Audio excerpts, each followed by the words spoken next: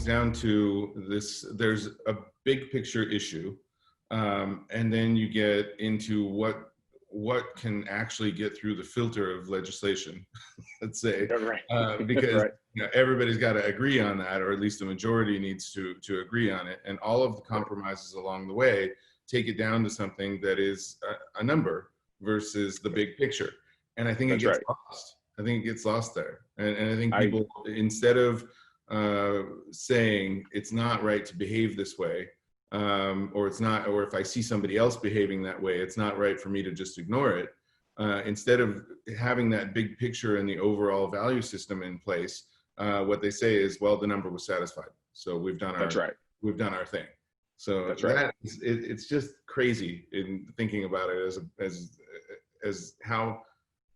I mean, how does that happen, right? Right.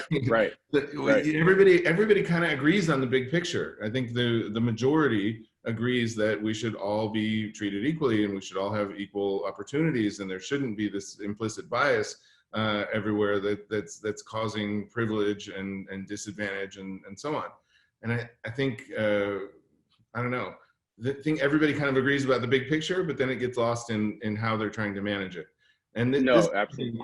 I think if we go to if we think about some tactics from the corporate world, right? There's long known tactics from John Cotter on how to manage change, and you got Clayton Christensen who wrote about the innovator's dilemma, and a late cycle S curve versus an early cycle S curve, and the dilemma in mentality. And I think if you look at that kind of S curve mentality, when they're at the beginning of it, when they're thinking up something new, they're largely driven by values and the fact that they're going to do something great.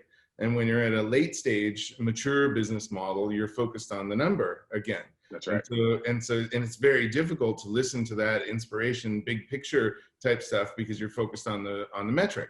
So here, another tactic from business that comes out of it that just makes it difficult. Absolutely. It is, and I get it, right, to a certain degree. Being a business professor, I study all types of theories that relate to managing business, and one of those is this idea. A lot of my research centers around this idea of agency theory, and it's this theory that at the end of the day, we are really looking out for ourselves, right? And so how do we align us looking out for ourselves for the organizational good?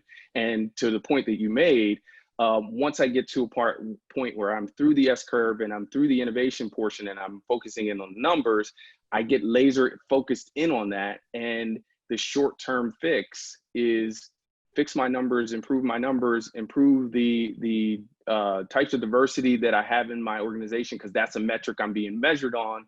And so I'm going to pluck people and put them in so that I look good. And I potentially throw it to the back burner, the qualities that these people bring to the table, right? And so we have to, again, I probably say it a million times, we have to kind of step back, right? And step beyond the numbers, and know, honestly, have faith that if I'm looking for the people with the right qualities and I really pull out all that other bias, my diversity numbers will actually look better if I truly look for the qualities, right? And so again, back to that S curve and this whole idea of agency theory, I get locked in on, okay, my manager, the CEO, whoever that is in the organization that is ahead of me, is looking at these specific numbers, and that's what we need to change. And if we can step back and get a little more broad, we probably would do it without even trying. Yeah.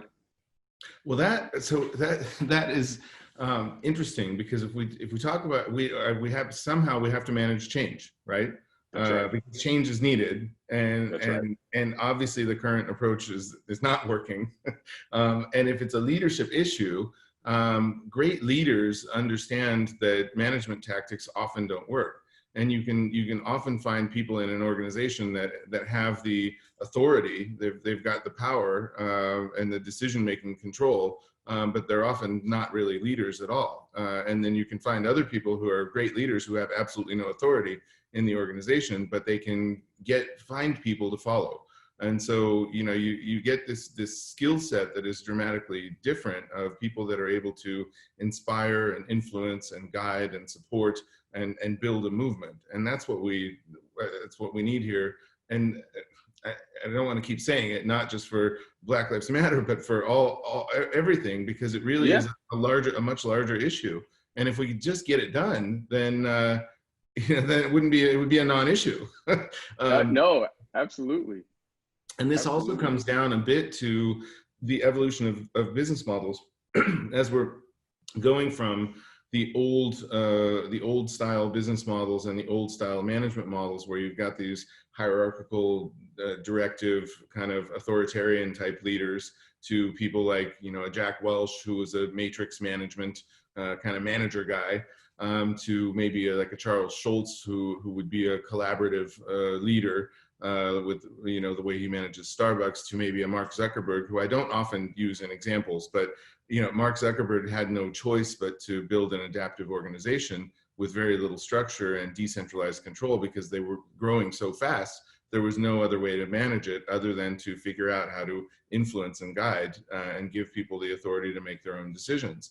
And maybe this is much more something like that, where it needs to be a decentralized model in the vacuum, the leadership vacuum that we have today.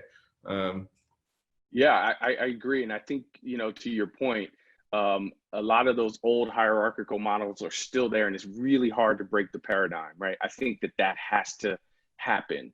I think about it in my everyday, right? That managers have a very hard time if you, in the hierarchical models, if you ask a manager to, you know, if a manager delegates, I guess I should say, something to their people, they have a very hard time, even once they've delegated it, to not put their stamp on it afterwards, right?